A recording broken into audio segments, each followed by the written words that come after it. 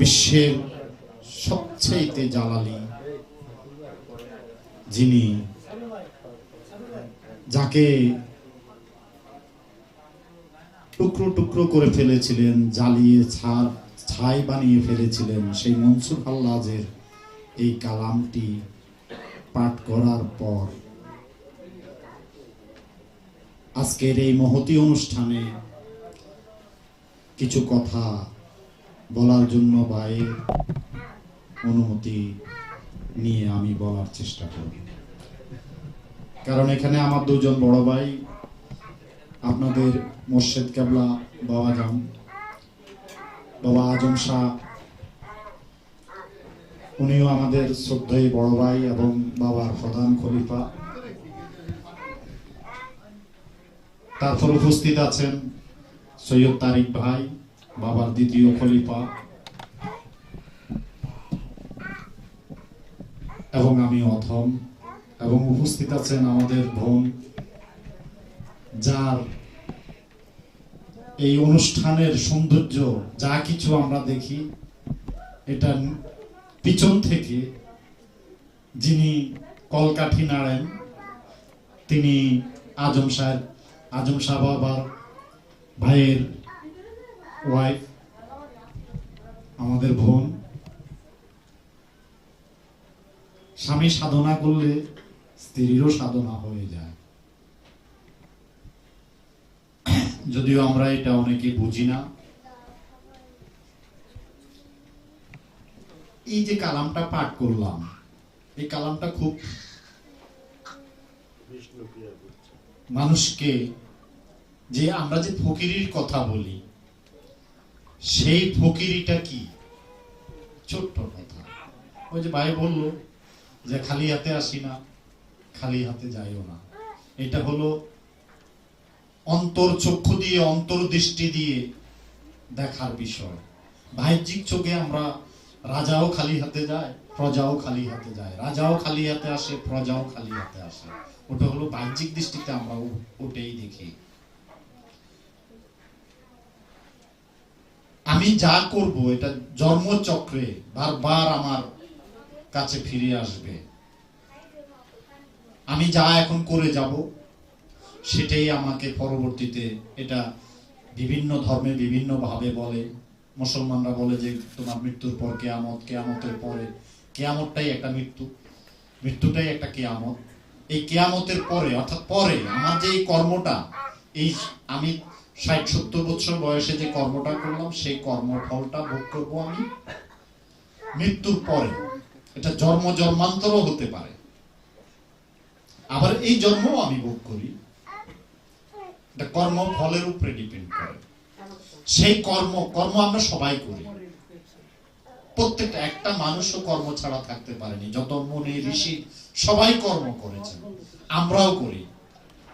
কিন্তু সেই কর্মটার উদ্দেশ্য যদি ভালো হয়, সেই কর্মটা যদি মোহমুক্ত হয়ে করা যায়, তাহলে সেটা ফল হিসাবে আমার জন্য গ্রহণযোগ্য হবে। খারাপ হলো আমি সেটা ভোগ করব, ভালো হলো সেটা আমি ভোগ করব।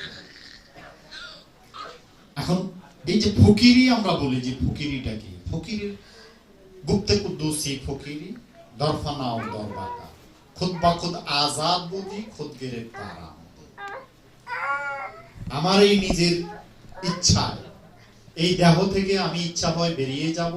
এটা বারবার বলেছি, অনেকবার বলা হয়েছে কথাগুলো, বারবারই ওই একই কথাই আমরা বলি যে আমার নিজের ইচ্ছায় এই দেহ থেকে আমি বেরিয়ে যাব। মনসুর হাল্লাজ এই কথাই বুঝাচ্ছেন। ইচ্ছা হয় এই দেহে আসব, ইচ্ছা হয় এই দেহে আমি থাকব। অর্থাৎ ঘোষণা দিয়ে আমি যেতে পারি কিনা। মাহতাব ভাইয়ের কথা উঠেছে, আমাদের মধ্যে, বাবার ভক্তদের মধ্যে একজন এই কাজটি সম্পূর্ণ করেছেন, করতে পেরেছেন। করতে গিয়ে অনেক জুট ঝামেলা হয়েছে, সেটা হবে, সেটা মনসুরের বেলায়ও হয়েছে, মাহতাবের বেলায়ও হয়েছে। মৃত ব্যক্তির থেকে 10 মিনিট পরে এক ফোঁটা রক্ত পাওয়া যায় না। একটা মাছ মারা গেলেও 10 মিনিট পরে সেখান থেকে কোনো ব্লাড বের হয় না। কিন্তু মাহতাবকে 3 দিন 3 রাত্র রাখার পরেও তার মাথা ফাটাই ফেলছে লাশের। অর্থাৎ দেখাতে গিয়ে মনসুর যেমন শুলে চড়েছিলেন, ফকিরের শান দেখাতে গিয়ে মাহতাবকেও সেই পরিস্থিতির সম্মুখীন হতে হয়েছিলেন। মায়া তার ভিতরে সামান্যতম কাজ করে নাই, কারণ তার বাচ্চাগুলোই তো ছোট ছোট ছিল। সবকিছু জেনে বুঝে সে চলে গেলেন। তার ছোট্ট একটি কথা ছিল, সেটা কি, আমার এই জন্মে যতটুকু কাজ করার প্রয়োজন ছিল আমি অতটুকু সম্পূর্ণ করেছি। তাহলে তার কর্মগুলো কি তার জানা বুঝার ভিতর দিয়ে হয়েছে না? লোভ মোহ কোনোটাই তাকে স্পর্শ করতে পারেনি, যে আমার যে ডিউটি ছিল সেটা আমি করে শেষ করেছি, এই জন্মে আমার পক্ষে আর এর বেশি করা সম্ভব নয়, আমি পরের জন্মে এসে কাজ করব। আবার স্পষ্ট কথা।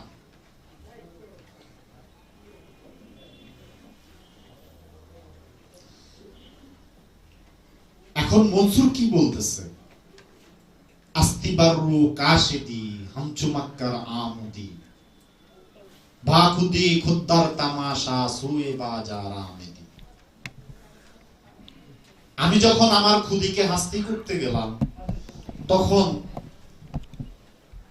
প্রেত নৃত্য, অর্থাৎ মানুষ আমাকে থুতু নির্যাতন যন্ত্রণা দিয়ে অসহ্য যন্ত্রণার শিকার হতে হয়েছে। আমাকে লাঞ্ছনা গঞ্ছনা সবকিছু সহ্য করতে হয়েছে। যখন আমি আমার খুদিকে হাস্তি করলাম, তখন দেখি সব আমারই শান, আমারই প্রকাশ, আমারই বিকাশ। তখন আমি দেখি আমি ইউসুফ, আমি জুলেখা, আমি দোকানদার, আমি খরিদ্দার, আমি ফুল গাছ, আমি ফুলের ফুল, আমি ফুলের মালিক, ফুল বাগানের মালিক, সব আমি। এবং প্রতিটি রক্ত কণিকা থেকে শুরু করে আকাশ বাতাস গ্রহ নক্ষত্র যা কিছু আছে সবখানে আমি, আমারই বহিঃপ্রকাশ। এবং তখনই তিনি এই মর্যাদা অর্জন করলেন যে নিজের ইচ্ছায় এই দেহে থেকে বেরিয়ে যাওয়া এবং নিজের ইচ্ছায় এই দেহে থাকা, এটাই ফকিরের শান। গুপ্তে কুদ্দুস হি ফকিরি দরফানা ও দরবাকা খুদ বা খুদ আজাদ বুদি খুদ গিরেফতার আমদি। এটা